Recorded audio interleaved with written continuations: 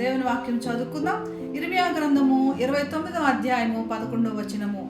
నేను మిమ్మల్ని గూర్చి ఉద్దేశించిన సంగతులను నేను ఎరుగుదును.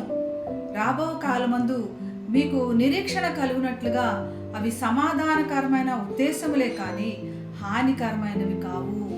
ఇదే యెహోవా వాక్కు. ఎన్నో వేల సంవత్సరాల క్రితము దేవుడు ఇశ్రాయేలీయులకి ఇచ్చిన వాగ్దానం ఇది. ఇశ్రాయేలీయులు బబులోను చెరలో ఉన్నారు. వారిని ధైర్యపరుస్తూ దేవుడు ఇచ్చిన వాగ్దానం ఎన్ని వేల సంవత్సరాల ముందు ఇచ్చినా కూడా ఈ రోజుకు కూడా దేవుడు మనల్ని బలపరుస్తూ మనల్ని ముందుకు నడిపించే వాగ్దానం ఇది. పౌలు అందుకని అంటాడు, దేవుడు చెప్పిన ప్రతి వాగ్దానం కూడా అది అవునన్నట్టే ఉంటుంది. ఎన్నో వేల సంవత్సరాల క్రితం అయిపోయింది కదా, ఇది ఇప్పుడు పనికిరాదు అని కాదు కదా, అవునన్నట్లుగానే ఉంటుంది. మన చుట్టూ ఉన్న సందర్భాలకు ఒకసారి ఎలా అనిపిస్తాయి అంటే, మనం సముద్రంలో ప్రయాణిస్తున్నప్పుడు పెద్ద తుఫాన్ వచ్చింది. ఆ తుఫాన్లో మన పడవలో యేసుప్రభు మనతోనే ఉన్నాడు, కానీ ఓడ ఆమరమున ఆయన నిద్రిస్తున్నట్లుగా ఉంటుంది. దేవుని దగ్గర నుంచి ఎటువంటి సమాధానం జవాబు కూడా రాదు. అప్పుడు దేవుడికి నా మీద ప్రేమ ఉందా, నాకు ఎందుకు ఇంత బాధలో నాకు సమాధానం ఇవ్వట్లేదు, నన్ను వదిలిపెట్టేశాడా అన్నటువంటి ఎక్కువగా బాధ మనసులో నుంచి కలుగుతూ ఉంటుంది.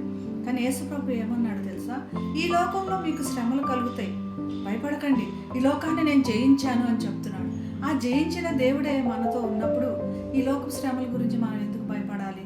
కాబట్టి ధైర్యపడుతూ ముందుకు సాగుతూ, మనకి అన్నీ కూడా దేవుడు ఉద్దేశించాడు ముందల్నే, అవి నిరీక్షణ కలిగినట్లు సంతోషకరమైన సమాధానకరమైన సంగతులే, హానికరమైనవి ఏవీ లేదు. మనకి ఏదో హాని జరిగిపోతుంది, ఏదో బాధ వస్తుంది మాత్రము మనం భయపడటానికి అవసరం లేదని మరి ఒకసారి దేవుని ద్వారా మనము బలపరచబడుతున్నాం. ప్రార్థన చేసుకున్నాం. పరిశుద్ధమైన యేసయ్యా, ఇంత గొప్ప వాగ్దానంతో ఈరోజు మమ్మల్ని దర్శించినందుకు నీకు వందనాలు.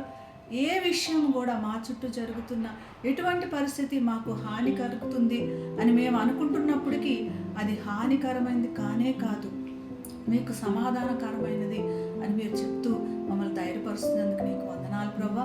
మరి ఒకసారి మా చుట్టూ ఉన్న పరిస్థితులన్నీ కూడా నీ చేతికి అప్పగిస్తూ నీ గొప్ప నామమును మహిమపరుస్తూ యేసు నామమున ప్రార్థిస్తున్నాం తండ్రి. ఆమేన్.